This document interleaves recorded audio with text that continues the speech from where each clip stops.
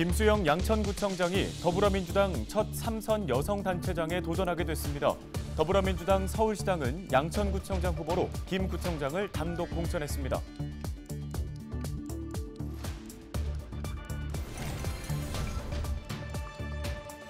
지역별 광역기초의원 후보 윤곽이 드러나고 있습니다. 김희걸 현 서울시 의원과 신상균, 정순희 양천구 의원은 양천 4선거구 광역의원 공천권을 놓고 경선을 치르게 됐습니다.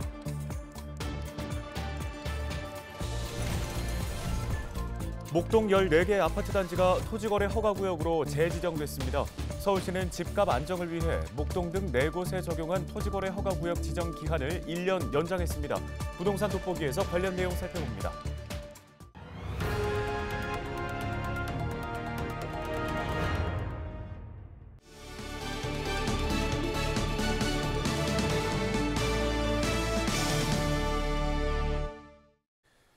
시청자 여러분 안녕하십니까? 헬로티비 뉴스입니다. 김수영 구청장이 더불어민주당 양천구청장 후보로 단수 공천됐습니다. 김 구청장은 5월 초 출마를 공식화할 예정인데요. 국민의힘은 다음 주 중에 경선을 진행할 계획입니다. 김진재 기자의 보도입니다. 일찌감치 3선 도전 의지를 밝힌 김수영 양천구청장. 공천 심사 결과 지난 21일 더불어민주당 양천구청장 후보로 확정됐습니다. 김 구청장은 단수 공천 발표 직후 개인 SNS를 통해 지지자들에게 감사 인사를 전하며 중단 없는 양천 발전을 이끌겠다고 밝혔습니다. 김 구청장은 다음 달 6일 예비후보 등록을 하고 본격적인 선거운동에 나설 계획입니다. 국민의힘 서울시당은 아직 양천구청장 경선 후보를 확정짓지 못하고 있습니다. 국민의힘 강웅원, 오경훈, 조재현 예비후보가 이기재 예비후보에 대한 컷오프를 요구하면서 공천 경쟁이 과열되고 있는 상황. 이들은 이기재 예비후보의 과거 개인정보보호법 위반이 경선 부정에 해당한다고 주장하며 당내 규정에 따라 이번 경선에서 이 예비후보를 배제하라고 요구했습니다. 이에 이기재 예비후보는 개인정보보호법 위반은 이번 경선과는 무관하다며 허위사실에 대해 고발 조치할 것이라고 맞대응했습니다. 경쟁이 과열되자 국민의힘 중앙당 공천관리위원회는 심의 결과 해당 내용이 경선 부정에 해당하지 않는다고 결론 내렸습니다. 국민의힘 서울시당은 이르면 이번 주말 국민의당 후보 1명을 포함해 경선 후보 3명을 결정할 계획입니다. 더불어민주당이 후보를 확정한 데 이어 국민의힘이 경선 초읽기에 들어가면서 다음 주부터는 본격적인 양천구청장 선거 레이스가 시작될 것으로 보입니다. 헬로티비 뉴스 김진재입니다. 네, 이어서 더불어민주당 광역의원 후보 공천 소식입니다. 더불어민주당 서울시당은 21일 6.1 지방선거 기초단체장과 광역 기초의원 후보 2차 공천심사 결과를 발표했습니다. 이날 발표한 경선 또는 단수 후보는 기초단체장 후보 26명, 광역의원 후보 47명, 기초의원 후보 172명입니다. 지역별 후보자 공천 결과 짚어보겠습니다. 먼저 은평선거구 광역의원 후보입니다. 이병도 현 서울시 의원이 자신의 지역구인 은평구 2선거구에서 재선에 도전하게 됐고, 정준호 현 은평구 의원은 은평구 4선거구 서울시 의원 선거 공천권을 따냈습니다. 양천에서는 우형찬 현 서울시 의원이 자신의 지역구인 양천 3선거구에서 3선에 도전하게 됐습니다. 양천 2선거구 민주당 서울시 의원 후보는 이용협 전 청와대 행정관으로 결정됐습니다. 김희걸 현 서울시 의원과 신상균, 정순희 현 구의원은 양천구 4선거구 공천권을 놓고 경선을 치르게 됐습니다.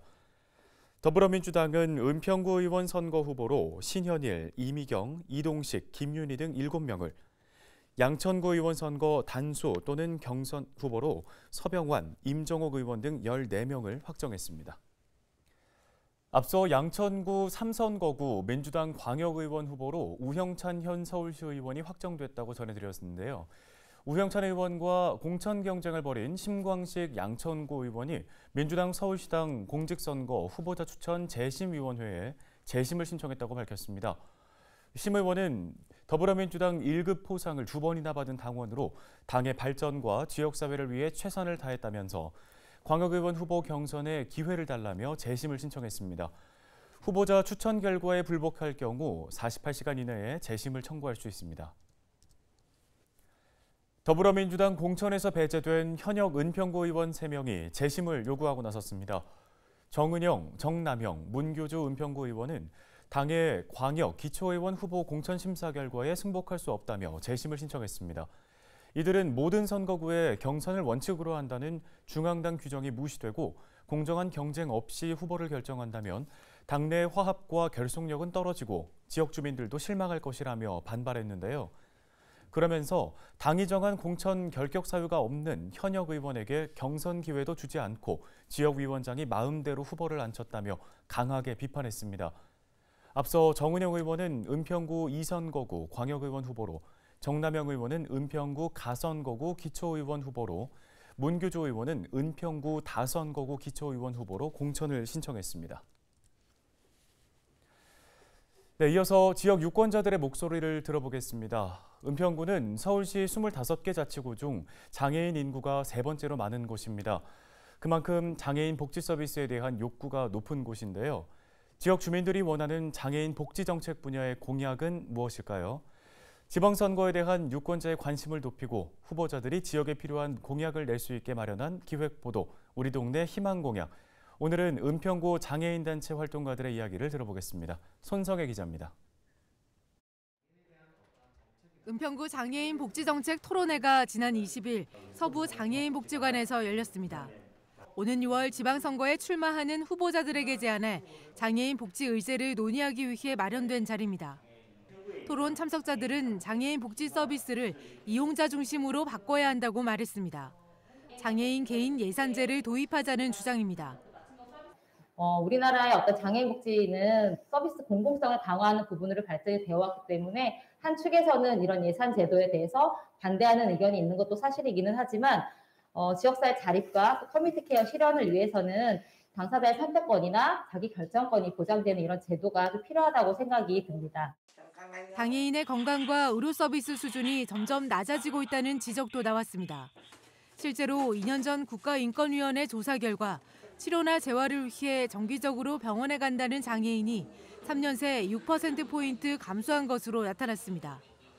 토론 참석자들은 이런 문제를 해결하기 위해선 장애인 주치 사업이 확대돼야 한다고 말했습니다. 그러면서 관련 조례 제정을 제안했습니다. 은평구가 이제 제안했던 조례 내용 안에 포함되어 있는 은평장애인 보건의료복지센터는 장애인의 사례 관리를 중심으로 해서 건강 코디네이터 역할을 중점적으로 하고 장애인 주치 제도가 좀 안착될 수 있도록 조례를 위한 조례가 아니라 실제적인 장애인 건강보건법이 가동될 수 있는 그런 조례가 제정되기를 희망합니다. 발달장애인의 자립을 안정적으로 지원하기 위해 지역사회 내 자립생활 지원 체계를 만들어야 한다는 주장도 나왔습니다. 은평구 복지정책 마련 토론회에 참여한 16개 은평구 장애인단체 활동가들을 뽑은 장애인 복지정책은 7개. 이들은 토론회에서 나온 의견들을 정리해 지방선거에 출마하는 후보자들에게 장애인 복지 공동정책으로 제안할 계획입니다. 헬로티비 뉴스 손성혜입니다.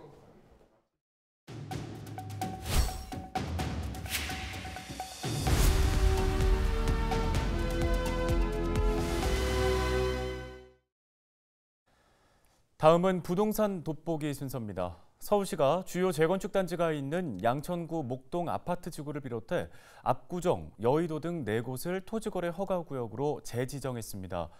시는 부동산 가격 안정의 중요성을 강조하면서 토지거래 허가구역 지정을 1년 더 연장한다고 밝혔는데요. 관련 내용 한국부동산경제학회 하정민 사무국장 연결해서 짚어보도록 하겠습니다. 안녕하십니까? 네, 안녕하세요. 네. 우선 최근에 차기 정부 부동산 규제 완화에 대한 기대감으로 재건축 단지가 몰려있는 목동 등의 일부 지역 아파트 값이 상승세를 띠고 있다는 얘기가 들려오는데요. 실제로 부동산 시장 분위기는 어떻습니까?